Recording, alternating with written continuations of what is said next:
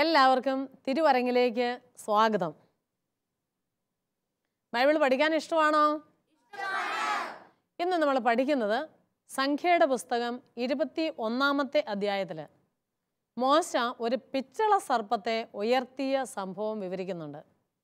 ഒരു പിച്ചള സർപ്പത്തെ ഉണ്ടാക്കി മോശ ഇസ്രായേൽ ജനത്തിനിടയ്ക്ക് നാട്ടി നിർത്തിയ സംഭവം അതെന്താണെന്നാണ് നമുക്ക് പഠിക്കുന്നത്.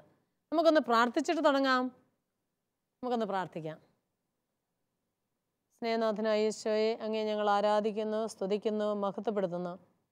ദൈവമേ, ബൈബിളിൻ്റെ ഓരോ പുസ്തകത്തിലും അങ്ങ് ഞങ്ങൾക്ക് വേണ്ടി ഒളിപ്പിച്ചു വെച്ചിരിക്കുന്ന അനേകം കൃപകളും സന്ദേശങ്ങളും ഓരോ ദിവസവും പഠിക്കുവാൻ, അത് വായിക്കുവാൻ ഞങ്ങളെ അനുഗ്രഹിക്കണമേ.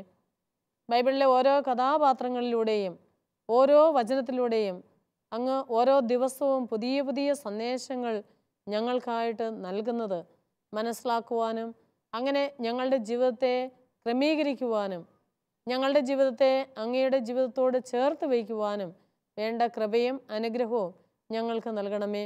പരിശുദ്ധ അമ്മേ, ഞങ്ങൾക്ക് വേണ്ടി എപ്പോഴും തിരുക്കുമാരനോട് പ്രാർത്ഥിക്കണമേ. വിശുദ്ധ യേശയ്യ പിതാവേ, ഞങ്ങൾക്ക് വേണ്ടി മാധ്യസ്ഥം വഹിക്കണമേ. അങ്ങ് ഉണ്ണിയെ തിരുക്കരങ്ങളിൽ വഹിച്ചതുപോലെ ഞങ്ങളും ഞങ്ങളുടെ ഹൃദയത്തിൽ ഉണ്ണിയെ വഹിക്കുവാൻ അങ്ങ് ഞങ്ങൾക്ക് വേണ്ടി നിരന്തരം ഈശോയുടെ മാധ്യസ്ഥം വഹിക്കണമേ. സ്വർഗത്തിലെ എല്ലാ വിശുദ്ധരെ, മാലാഖമാരെ ഞങ്ങൾക്ക് വേണ്ടി തിരുക്കുമാരനോട് മാധ്യസ്ഥം അപേക്ഷിക്കണമേ. നിത്യം പിതാവും പുത്രനും പരിശുദ്ധാത്മാവുമായി സർവേശ്വരാം. ഈശോ മിശിഹായ്ക്ക് സ്തുതിയായിരിക്കട്ടെ.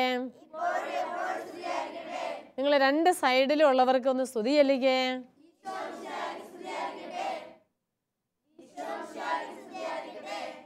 നമ്മൾ സംഖ്യയുടെ പുസ്തകത്തിൽ ഈ പിച്ചള സർപ്പത്തെ മോശ ഉണ്ടാക്കി ഉയർത്തി നാട്ടി നിർത്തിയ ഒരു സംഭവം, അതിൻ്റെ കാരണം എന്താണെന്ന് വെച്ചാൽ, ഇസ്രായേൽ ജനം കുറേ നാളായി ഈ ഈജിപ്തിലെ അടിമത്തത്തിൽ നിന്ന് മോചിപ്പിച്ച് ഞങ്ങൾ കാനാൻ ദേശത്തെ ചെല്ലും, കാനാൻ ദേശത്തെ തേനും പാലും ഒഴുകുന്ന ആ ദേശം ഇപ്പോൾ കാണാം എന്നോർത്തുകൊണ്ട് യാത്ര പുറപ്പെട്ട് ഇങ്ങനെ പ്രതീക്ഷയോടെ കാത്തിരിക്കുക.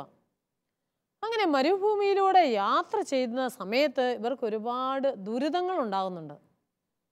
അങ്ങനെ ഇവർ ഏറെ വിഷമിച്ചു. ചില സമയത്ത് ഇവർക്ക് ആവശ്യത്തിന് ഭക്ഷണം കാണുകയില്ല, ചില സമയത്ത് ഇവർക്ക് വെള്ളം കാണത്തില്ല. ഇനി എന്നാ അങ്ങോട്ട് ചെല്ലുന്നേ? ഇപ്പം പിശാച് എല്ലായിടത്തും എപ്പോഴും പ്രലോഭനങ്ങൾ നൽകിക്കൊണ്ടായിരിക്കണം അല്ലേ? ഏത് സമയത്തും ദൈവത്തിൽ നിന്ന് നമ്മെ അകറ്റുവാനുള്ള പ്രലോഭനങ്ങൾ എപ്പോഴും നമുക്കുണ്ടായിക്കൊണ്ടിരിക്കും. അത് ആരുടെയെങ്കിലുമൊക്കെ ഹൃദയത്തിൽ നിന്നുണ്ടാവും. അങ്ങനെ ഇവരെ പാളയത്തിൽ ഇങ്ങനെ താമസിച്ചുകൊണ്ടിരിക്കുക. ഇനി എന്നാണോ അടുത്തത് ദൈവം കൽപ്പിക്കുന്നത് യാത്ര പുറപ്പെടാൻ. അങ്ങനെ പാളയത്തിൽ ഇങ്ങനെ പാർത്തുകൊണ്ടിരുന്നപ്പോൾ അവർ ഈ മോശയ്ക്കും അഹറോനും എതിരെ പിറുപിറുത്തു.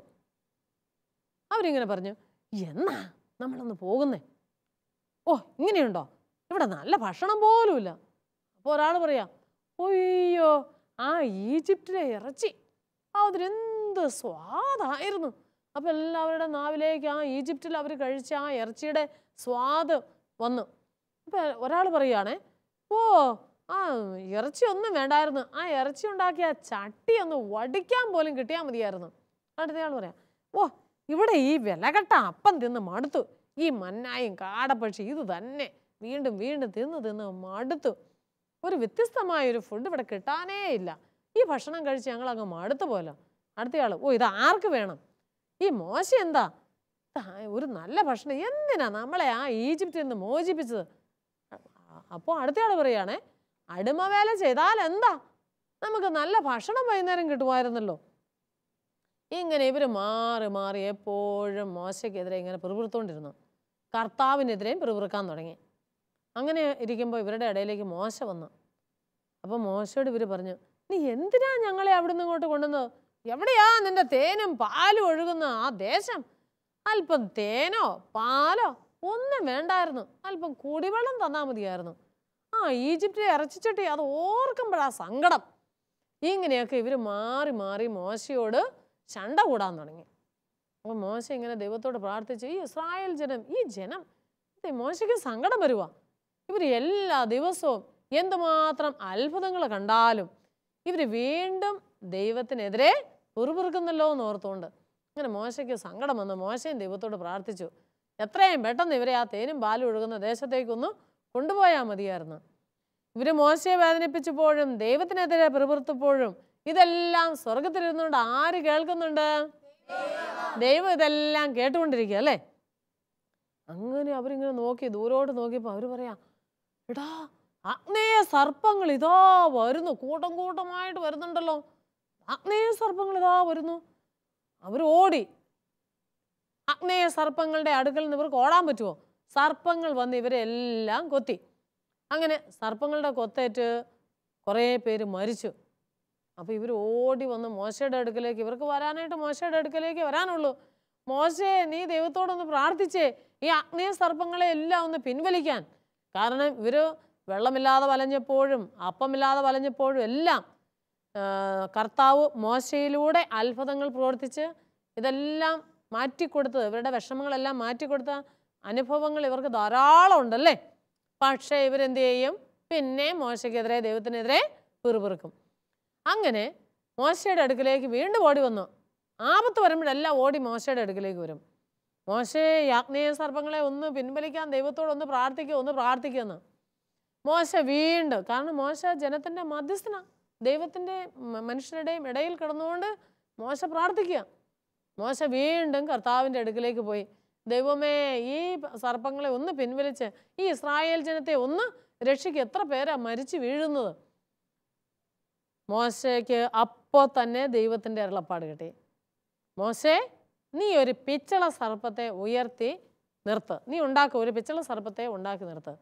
ഈ സർപ്പത്തിൻ്റെ ദംശനം ഏൽക്കുന്നവർ ഈ പിച്ചള സർപ്പത്തെ നോക്കിയാൽ മതി, അവർ സുഖം പ്രാപിച്ചോളും. കണ്ടോ, മോശ പ്രാർത്ഥിച്ച ആ നിമിഷം തന്നെ ദൈവം മോശയ്ക്ക് ഉത്തരം നൽകുക. അതാണ് ദൈവത്തോട് ചേർന്ന് നിന്നാൽ. വെറുതെ പ്രാർത്ഥിച്ചിട്ട് കാര്യമില്ല. ചിലരൊക്കെ പറയാറുണ്ട്, സിസ്റ്ററെ ഞാൻ പ്രാർത്ഥിച്ചിട്ട് ദൈവം കേൾക്കുന്നില്ല, എൻ്റെ പ്രാർത്ഥന എന്തേ ദൈവം കേൾക്കാത്തത്? അതിനുള്ളൊരു കാരണം അതാ. ദൈവം പ്രാർത്ഥന കേൾക്കണമെങ്കിൽ നമ്മൾ ആരോട് ചേർന്ന് നിൽക്കണം? നമ്മൾ പരിശോധിക്കണം, എൻ്റെ വഴി ദൈവത്തിൻ്റെ വഴിയാണോ? എൻ്റെ ചിന്തകൾ ദൈവത്തിൻ്റെ ഇഷ്ടപ്രകാരമുള്ളതാണോ? എൻ്റെ ജീവിത രീതി ദൈവത്തിൻ്റെ ഇഷ്ടമാണോ? മുഴുവൻ സമയവും പാപത്തിൽ വീണ് പാപത്തിൽ ചരിച്ച് ദൈവത്തിന് ഇഷ്ടമില്ലാത്ത എല്ലാം ചെയ്തിട്ട് എല്ലാ കൽപ്പനകളും ലംഘിച്ചിട്ട് വീണ്ടും ദൈവത്തിൻ്റെ അടുക്കിലേക്ക് വന്ന്, ദൈവമേ ആ അസുഖം ഒന്ന് മാറ്റിയേക്കണേ, കർത്താവേ എൻ്റെ കൊച്ചിന് ഫസ്റ്റ് ക്ലാസ് കൊടുത്തേക്കണേ, എന്നിട്ട് അത് കേൾക്കുന്നില്ലെന്ന് പറയും ചിലർ. അപ്പം നമ്മൾ ദൈവത്തിൻ്റെ സന്നിധിയിലാണോ? ദൈവത്തോട് കൂടെയാണോ? മോശ ദൈവത്തോട് കൂടെയാണ് യാത്ര ചെയ്തത്. അങ്ങനെ വന്നപ്പോൾ മോശയുടെ പ്രാർത്ഥനയ്ക്കെല്ലാം ദൈവം ആ സമയത്ത് തന്നെ ഉത്തരം കൊടുത്തു. നീ ഒരു പിച്ചള സർപ്പത്തെ ഉണ്ടാക്കുന്ന. മോശ വേഗം ഒരു പിച്ചള സർപ്പത്തെ ഉണ്ടാക്കി അവിടെ നാട്ടി നിർത്തി. ഇസ്രായേൽ ജനം ഇതറിഞ്ഞു. ദംശനമേറ്റവരെല്ലാം, ആഗ്നേയ സർപ്പങ്ങളുടെ ദംശനമേറ്റവരെല്ലാം ഓടി വന്ന് ഈ പിച്ചള സർപ്പത്തെ നോക്കിയവരെല്ലാം രക്ഷപ്പെട്ടു. അപ്പോൾ അവർക്ക് മനസ്സിലായി, ദൈവം എത്ര അത്ഭുതകരമായിട്ടാണ് ഞങ്ങളെ സംരക്ഷിക്കുന്നതെന്ന്. അവർ ദൈവത്തിൻ്റെ മഹത്വം ഏറ്റുപറഞ്ഞ് ദൈവത്തെ സ്തുതിച്ചു.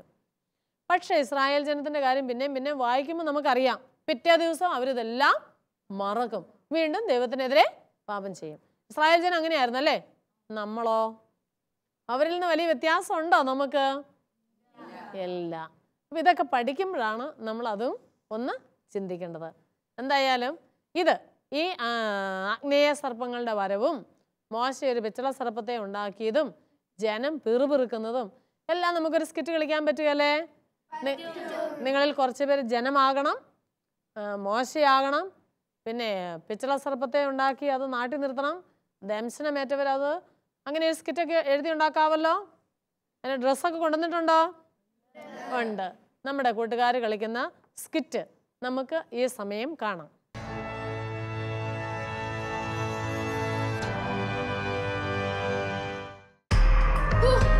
ഞാൻ മടുത്തു. എത്ര ദിവസമായി ഈ പാളയത്തിൽ താമസിക്കുന്നു. ഈ മോശ എവിടെ പോയി? എപ്പോഴും ഉണ്ടോ ഇങ്ങനെ ഒരു പ്രാർത്ഥന? ദൈവം മനസ്സ് വെച്ചാൽ ഒറ്റ ദിവസം കൊണ്ട് കാനാൻ ദേശത്ത് എത്തിക്കാൻ സാധിക്കും. തേനും പാലും കുടിക്കാൻ ഒരല്പം വെള്ളം കിട്ടിയാൽ മതിയായിരുന്നു. അപ്പോഴേ ഞാൻ പറഞ്ഞതാണ്, ഈ യാത്രയ്ക്ക് പോകേണ്ടത്. അത് തന്നെ എനിക്ക് തോന്നുന്നത്. നാം എല്ലാവരും ഈ മരുഭൂമിയിൽ മരിച്ചു വീഴും. എന്തൊരു കഷ്ടമോ! ഇനി ചെങ്കടലും കടക്കണം. ഇനി എങ്ങനെയാണ് ചെങ്കടൽ കടക്കുന്നത്? എല്ലാവരും പറന്ന് പറന്ന് പോകുമോ? ഈജിപ്തിലെ ഇറച്ചിക്ക് എന്തൊരു സ്വാദായിരുന്നു. ഓ, ഇറച്ചി വേണ്ട. ആ ഇറച്ചി ചെടിയെങ്കിലും ഒന്ന് വടിക്കാൻ കിട്ടിയാൽ മതിയായിരുന്നു. മോശേ, ജനം അക്ഷമരായിരിക്കുന്നു. കർത്താവ് എന്താണ് നിന്നോട് പറഞ്ഞത്? ഈ മരുഭൂമിയിൽ മരിക്കാൻ വേണ്ടിയാണോ നീ ഞങ്ങളെ ഈജിപ്തിൽ നിന്ന് കൊണ്ടുവന്നത്? മോശേ, ഇവിടെ അപ്പമോ വെള്ളമോ ഇല്ല. ആ വിലകെട്ട മന്ന തിന്ന് ഞങ്ങൾ മടുത്തു. അതോ അതോ നോക്കൂ, അഗ്നി സർപ്പങ്ങൾ. അതാ അഗ്നി സർപ്പങ്ങൾ കൂട്ടമായി വരുന്നു. ഓടിക്കോ, ഓടിക്കോ, എല്ലാവരും ഓടി രക്ഷപ്പെട്ടോ. ഓടിക്കോ.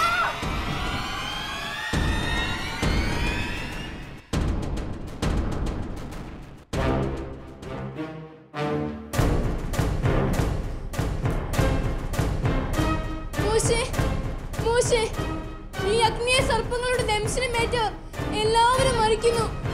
മോശേ, മോശേ, ഇസ്രായേൽ ജനം മുഴുവൻ മരിക്കുന്നു.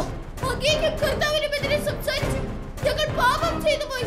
മോശേ, ഈ സർപ്പങ്ങളെ പിൻവലിക്കാൻ കർത്താവിനോട് പ്രാർത്ഥിക്കൂ.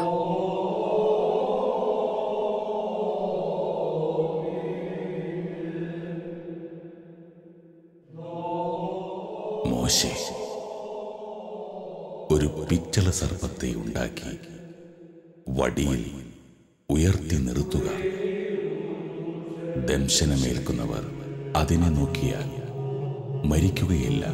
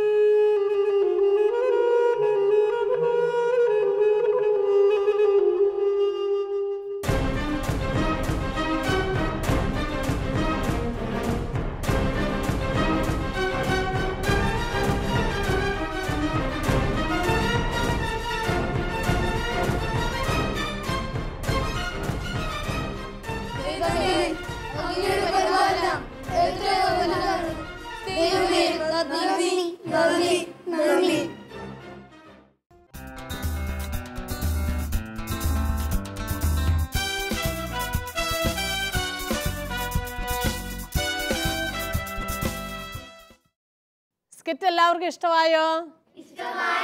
നമ്മുടെ കൂട്ടുകാർ നന്നായിട്ട് കളിച്ചല്ലേ?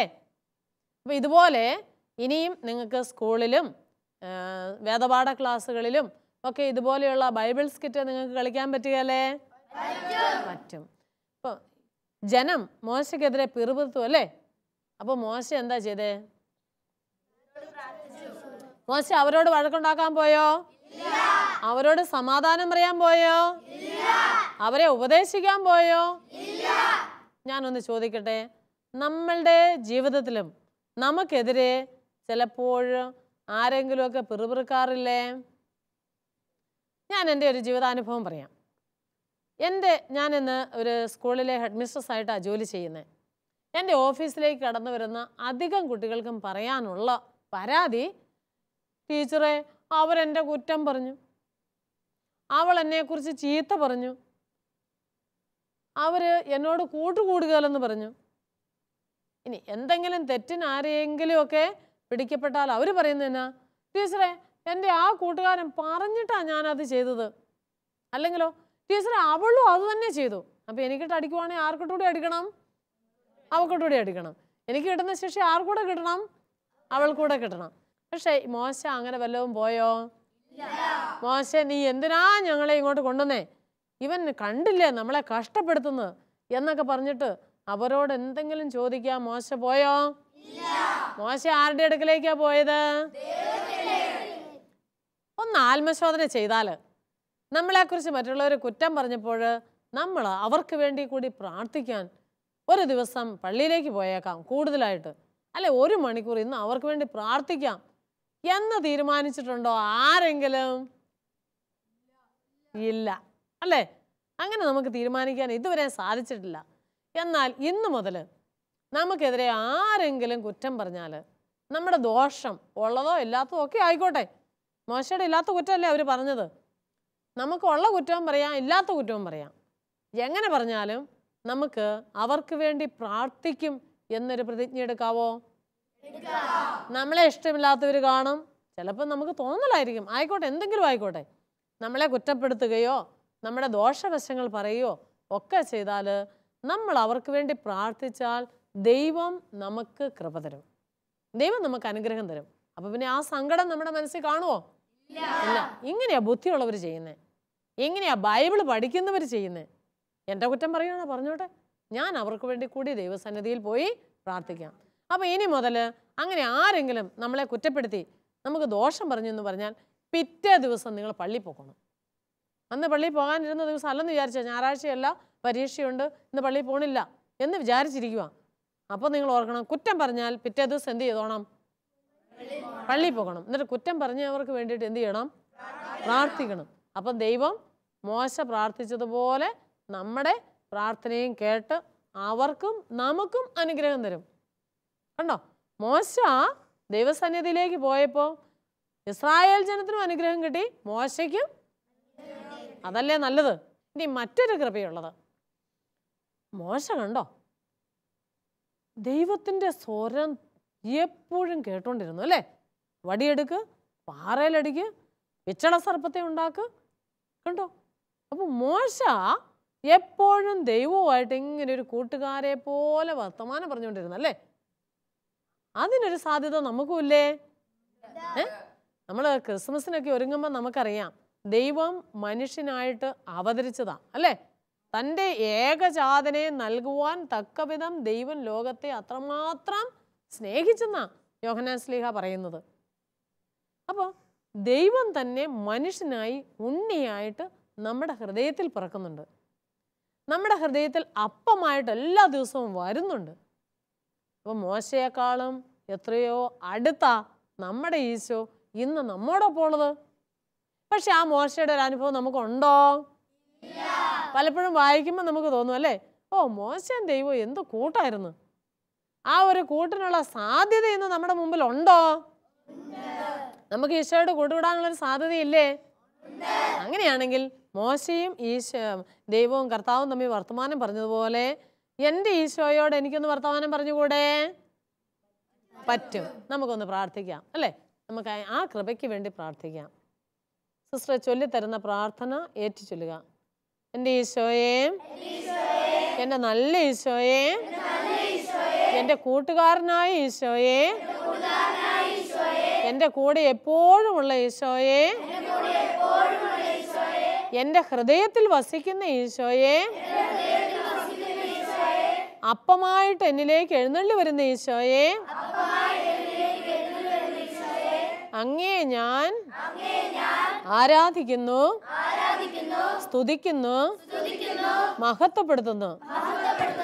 എൻ്റെ ഈശോയെ അങ്ങയെ സ്നേഹിക്കുവാനും എപ്പോഴും അങ്ങയോട് സംസാരിക്കുവാനും എൻ്റെ ഹൃദയത്തിൻ്റെ വേദനകളും ഇഷ്ടങ്ങളും എപ്പോഴും അങ്ങയോട് പങ്കുവയ്ക്കുവാനും ആവശ്യമായ കൃപ എനിക്ക് നൽകണമേ. മോശയോട് എപ്പോഴും സംസാരിച്ച ഈശോയെ, അങ്ങ് എന്നോടും സംസാരിക്കണമേ. ഈശോയെ നന്ദി, ഈശോയെ സ്തുതി, ഈശോയെ ആരാധന. ഈശോ മിശിഹായിക്ക് സ്തുതിയായിരിക്കട്ടെ. കൂട്ടുകാർക്ക് സ്തുതിയല്ലേ.